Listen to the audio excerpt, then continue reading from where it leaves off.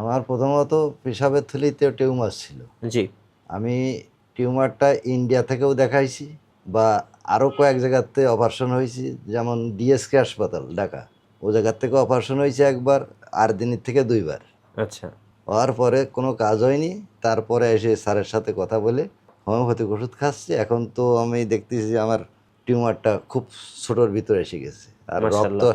রক্ত আসতো প্রচুর পরিমাণ, এখন আসে না। 2 গ্রেডে আপনার ক্যান্সার ধরা খাইছে জেল ব্লাডার থেকে আপনার লিভারে।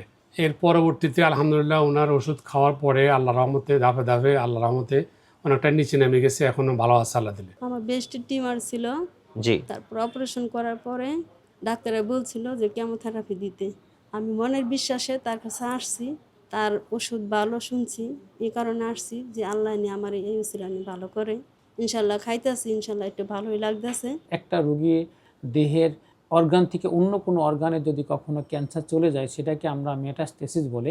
এই মেটাস্টেসিস যদি কখনো রোগীর হয়ে যায়, তখন সে রোগীর তীব্র পেন অনুভব করে।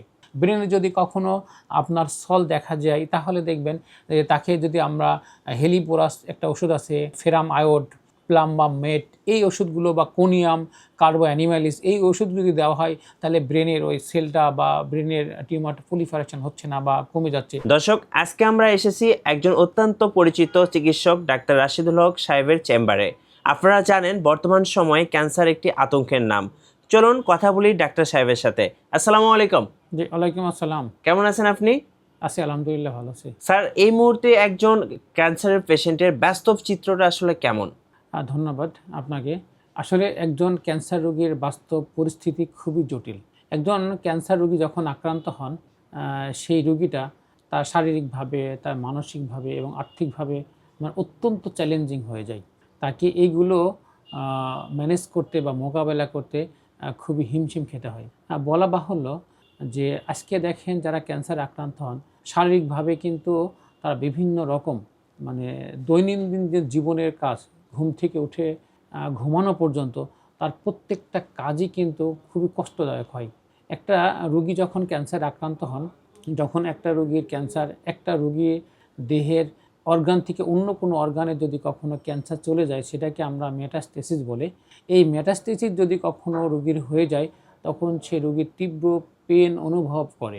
এই পেনটাকে সামলাতে এই রোগী শারীরিকভাবে অনেকটাই কষ্ট ভোগ করে এবং মানসিকভাবে একটা রোগী যখন ক্যান্সারে আক্রান্ত হন, সে নিজে নিজে একাকিত্ব ফিল করে, উদ্বিগ্ন, উৎকণ্ঠা, মানে হতাশা, পারিবারিক যে মানুষের সাথে যে চলাফেরা বা মানুষের সাথে তার সাথে একাকিত্ব হয়ে যায়, তার সাথে চলতে পারে না, ফিরতে পারে না, এটা মানসিকভাবে সে কিন্তু মানে খুব পেনিকে হয়ে যায়। ওকে। এবং অর্থনৈতিকভাবে যেটা হয়, একজন ক্যান্সার রোগীর অর্থনৈতিকভাবে চালানো বা তার ভার বহন করাটা তার জন্য খুবই দুঃসাধ্য হয়ে যায়। এই জন্য একটা রোগীর বাস্তব চিত্রটা কিন্তু খুবই মর্মাহত বা খুবই একটা বেদনাদায়ক। স্যার, ক্যান্সার কোষ বৃদ্ধি রোধে মেডিকেল সায়েন্স কি বলে? ধন্যবাদ, একটা সুন্দর একটা প্রশ্ন করেছেন। আসলে ক্যান্সারের যে কোষ বৃদ্ধি হয়, যেটাকে বলা হয় পলিফারেশন বা নিওপ্লাজম, যে পলিফারেশনটা হয়, এটা রোধ করার জন্য কিন্তু আজকে বিজ্ঞান অনেক দূরে অ্যাডভান্স কাজ করে যাচ্ছে। কতটুকু ফলপ্রসূ হচ্ছে এটা অনেক পরের বিষয়, বাট কিন্তু তারা কাজ করে যাচ্ছে। দেখেন, এই ক্যান্সার রোগ বৃদ্ধির জন্য আজকে আমাদের অনেক রকম প্যাথি বা অনেক রকম থেরাপি আমাদের সামনে হাজির হয়েছে। মনে করেন normally chemotherapy, immunotherapy, target therapy, radiotherapy নিয়ে কিন্তু আমরা কাজ করে যাচ্ছে বিজ্ঞান, কিন্তু আশানুরূপ যে রেজাল্ট হচ্ছে এটা কিন্তু ঠিক না। ওকে। কিন্তু ইদানিং যে অ্যাডভান্স স্টেজে যে থেরাপিগুলো বা যে প্রসেস বা পদ্ধতিগুলো এসেছে, সেটা নিয়ে কিন্তু ডাক্তাররা বা বৈজ্ঞানিকরা বেশ আশানুরূপ রেজাল্ট পাচ্ছে। সেটা আমি দেখে বলি আপনাকে, যারা মলিকুলার জ্যাকহ্যামার নামে একটা পদ্ধতি রয়েছে, এই পদ্ধতিটা হচ্ছে নতুন একটা অ্যাডভান্স পদ্ধতি। এখানে যাদের নন ইনভেসিভ কার্সিনোমা যেসব পেশেন্টের, তাদের ক্ষেত্রে এখানে কাজ করাচ্ছে। সেটা কি করছে, তাদের ইনার যে ইনফ্রারেড সেল আছে বা রেডিয়েশন আছে, এই রেডিয়েশনের মাধ্যমে আমাদের যে ক্যান্সার সেলটা রয়েছে, সেই সেলের মেমব্রেনটাকে ভেঙে দিচ্ছে, ভেঙে দিয়ে ওখানে ইমিউনোথেরাপি দিচ্ছে। ইমিউনোথেরাপি দেওয়ার পরে যে নর্মাল ইমিউনোথেরাপি দেওয়ার পরেই ওখানকার শরীরের বডি ইমিউন সিস্টেমটাকে সে ডেভেলপ করতেছে বা তার রোগ প্রতিরোধ ক্ষমতা বাড়ায় ক্যান্সার সেলটাকে ধ্বংস করছে। এই একটা যে সিস্টেম বা পদ্ধতি, সেটাকে বলা হয় মলিকুলার জ্যাক হ্যামার পদ্ধতি। অ্যানাদার পদ্ধতি রয়েছে, সেটা হচ্ছে আমাদের ইন্ট্রাটিউমারাল ইমিউনোথেরাপি। এটা হচ্ছে এক ধরনের বা ন্যানো টেকনোলজিতে এই পদ্ধতিটা বের হয়েছে। সেটা হচ্ছে ইনজেক্টিভ বা ভ্যাকসিনেশন টাইপের।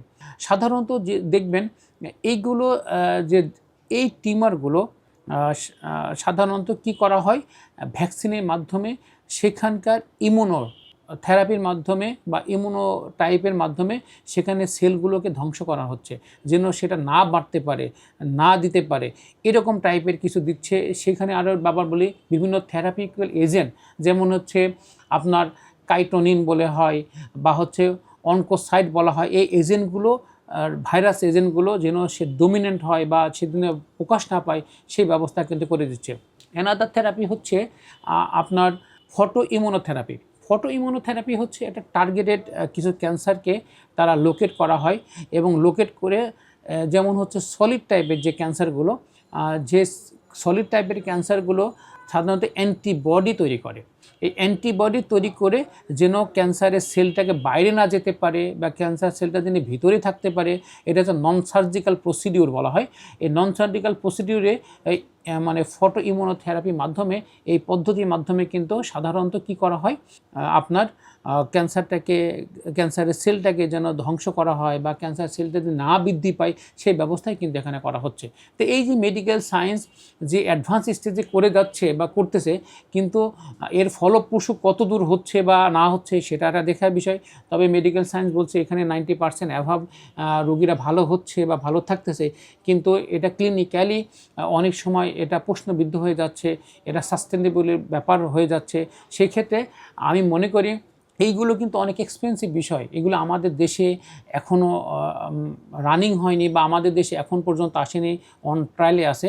কিন্তু আমার হচ্ছে বিষয়, আমি একজন হোমিওপ্যাথি ডাক্তার হিসেবে আমি আমার এক্সপিরিয়েন্সের উপরে ডিপেন্ড করে, আমার হোমিওপ্যাথিক সায়েন্সের উপরে বেস করে আমি ঠিক একই রকম কাজই করার চিন্তা ভাবনা করছি। সেটা হচ্ছে হোমিওপ্যাথিতে কিভাবে একটা ক্যান্সার সেলটাকে ধ্বংস করা যায় বা একটা ক্যান্সার সেলের যে পলিফারেশনটা কীভাবে রোধ করা যায়, সেটা নিয়ে আমি কাজ করে যাচ্ছি।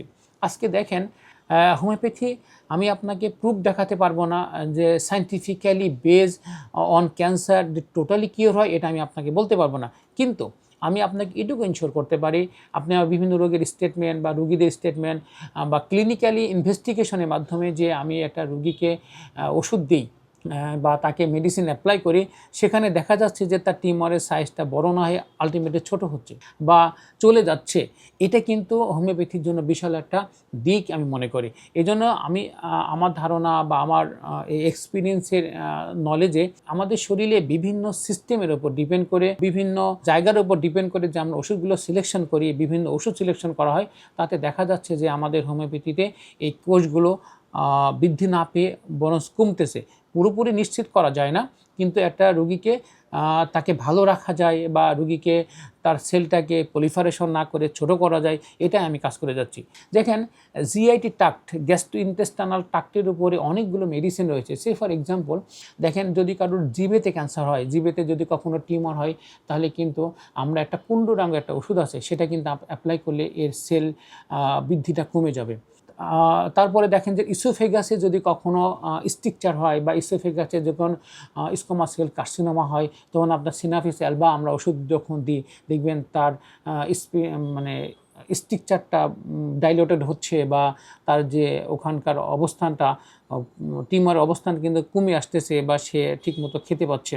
দেখেন স্টোমাক ক্যান্সারের ক্ষেত্রে আমরা বলি, স্টোমাক ক্যান্সার যেগুলো হয়, যাদের পলিফারেশন হয় স্টোমাকের বিভিন্ন লেয়ারে, বডি বলেন, পাইলোরাসে বলেন, এগুলোতে যদি আমরা তাদেরকে হাইড্রাস্টি স্ক্যান বা হচ্ছে অর্নিথোগ্যালাম ওষুধ দেওয়া হয়, সেক্ষেত্রেও ভালো থাকছে। ঠিক এরকম প্রতিটা স্টেজের ক্ষেত্রে, যেমন ব্রেনের ক্ষেত্রে যদি বলেন, ব্রেনে যদি কখনো আপনার সল দেখা যায়, তাহলে দেখবেন তাকে যদি আমরা হেলিপোরাস একটা ওষুধ আছে, মানে ফেরাম আয়োড প্লাম্বামেট এই ওষুধগুলো বা কোনিয়াম, কার্বো অ্যানিমালিস এই ওষুধ যদি দেওয়া হয় তাহলে ব্রেনের ওই সেলটা বা ব্রেনের টিউমারটা প্রলিফারেশন হচ্ছে না বা কমে যাচ্ছে, এরকম টাইপের। সে ফর এক্সাম্পল আপনি দেখেন যাদের লিভার সিরোসিস, যাদের লিভার সিরোসিস হচ্ছে বা লিভারে প্রবলেম হয়, এই পুনর্নারফা একটা ওষুধ আছে, সেই ওষুধ দিলে কিন্তু বেশ ভালো কাজ করে, যেমন কার্ডিওসমেরিস, যেমন সিলিডোনিয়াম, সাওনেন্থাস, এগুলো যেমন কাজ করে। আর দেখেন যে যাদের স্প্লিনোমেগালি বা স্প্লিনে প্রবলেম হয়েছে তাদেরকে যদি আপনি সিওনেন্থাস দেন তাহলে কিন্তু তাদের ক্ষেত্রে ভালো কাজ করে। ঠিক প্রত্যেকটা অর্গান ভিত্তিক যদি আমরা কিছু কিছু ওষুধ যখন আমি তাদেরকে অ্যাপ্লাই করা হয়, দেখা যাচ্ছে যে না, তাদের পলিফারেশন হওয়ার থেকে অন্তত সেই পলিফারেশন রোধ করা সম্ভব হচ্ছে। এই জন্য আমি আমার এক্সপিরিয়েন্সের উপরে, আমি আমার হোমিওপ্যাথিক সায়েন্সের উপরে বেস করে তাদের সিমটম নিয়ে যে ওষুধগুলো আমি তাদেরকে অ্যাপ্লাই করি, আলহামদুলিল্লাহ আমি ভালো রেজাল্ট পাচ্ছি।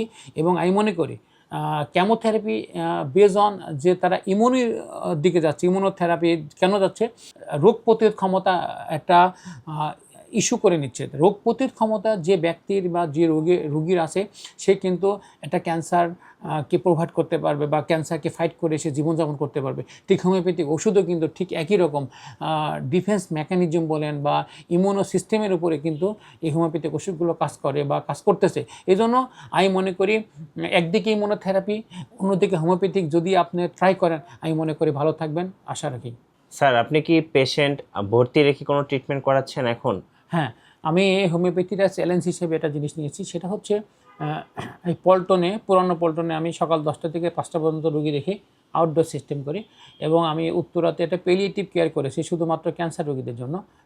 বলে রাখি, এখানে আমার পেলিয়েটিভ কেয়ারে আমি একটা ক্যান্সার রোগীকে ভর্তি করে 2 দিন 5 দিন 7 দিন রেখে আমি তাদেরকে ট্রিটমেন্ট করাই। আমি তাদেরকে প্রুফ দেখাতে চাই যে একজন রুগী যখন, একজন পেশেন্ট যখন চেম্বারে আসেন, ক্যান্সার রোগী, হোমিওপ্যাথি আসলে কাজ করে কি না এটুকু আমি দেখাতে চাই। যখন দেখে যে হোমিওপ্যাথিক ওষুধ খেয়ে সে রেসপন্স করছে, দেন সে আমার কাছে ওষুধ নেয়, নাহলে নেয় না। ওখানে তার থাকা, খাওয়া এবং ওই 3 দিনের বা 5 দিনের টোটালি আমি ফ্রি করে দিচ্ছি। এই জন্য আপনারা যদি কখনও আমার চেম্বারে বা আমার পেলিয়েটিভ কেয়ারে আসতে পারেন, তাহলে এই সুযোগ সুবিধা আপনি পাবেন। ধন্যবাদ ডাক্তার সাহেবকে আপনার মূল্যবান সময় দেওয়ার জন্য। আপনারা যারা ডাক্তারের সাথে যোগাযোগ করতে চান স্ক্রিনের নাম্বারে যোগাযোগ করবেন, অথবা সরাসরি এখান থেকে একটা স্ক্রিনশট নিয়ে রাখতে পারেন। সো এখানে কিন্তু ঠিকানাটা দেওয়া আছে। সো এইখান থেকে আপনি স্ক্রিনশট নিয়ে ডক্টরের সাথে যোগাযোগ করতে পারবেন। ভিডিও ভালো লাগলে অবশ্যই লাইক, কমেন্ট, শেয়ার করতে ভুলবেন না। আর সর্বশেষে আমি যেটা বলতে চাচ্ছি সেটা হচ্ছে ক্যান্সার চিকিৎসা কিন্তু অনেক বেশি ব্যয়বহুল। আর যারা ক্যান্সারের চিকিৎসা নিতে চাচ্ছেন অবশ্যই স্যারের সাথে যোগাযোগ করতে পারবেন। আর দেখা হবে পরবর্তী ভিডিওতে। আল্লাহ হাফেজ।